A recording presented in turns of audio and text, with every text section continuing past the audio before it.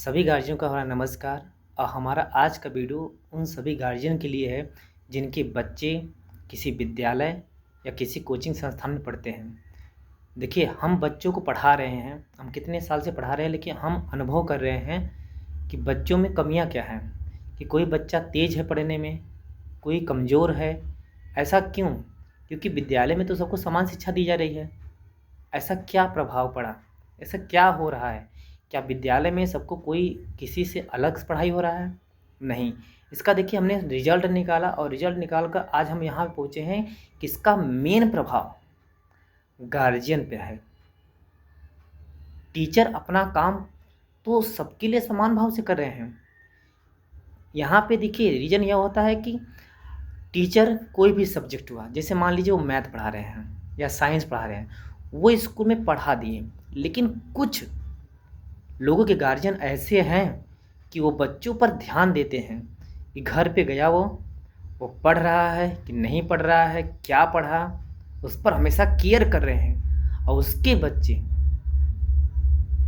उन लोग के बच्चे आगे बढ़ रहे हैं। लेकिन वही जिनके गार्जियन को बच्चा गया स्कूल, बस उनको पता है कि बच्चा विद्यालय जा रहा है, कोचिंग जा रहा है, बस जा रहा है, उसका कभी केयर नहीं किए कि हाँ तुम टेस्ट हुआ, वीकली टेस्ट हो रहा है, मंथली टेस्ट हुआ, कितना नंबर पाए, नंबर कम आया, क्यों नंबर कम आया।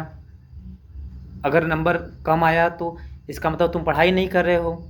अगर हम उस पर प्राइमरी से ही क्लास 4, 5, 6, 7 से ही ध्यान दे, उसके बेसिक पर ही ध्यान दे, तब लड़का थोड़ा सा बड़ा होगा तो अपना लेवल पकड़ लेगा और वह आगे बढ़ता चला जाएगा। आपको पता है कि बच्चों को क्लास जो बेसिक प्राइमरी से थोड़ा सा मिडिल तक होता है, हम गार्जियन को चाहिए कि बच्चों पर विशेष ध्यान देना चाहिए कि बच्चे पढ़ रहे हैं कि नहीं पढ़ रहे हैं। सिर्फ विद्यालय और स्कूल के सहारे नहीं छोड़ना चाहिए।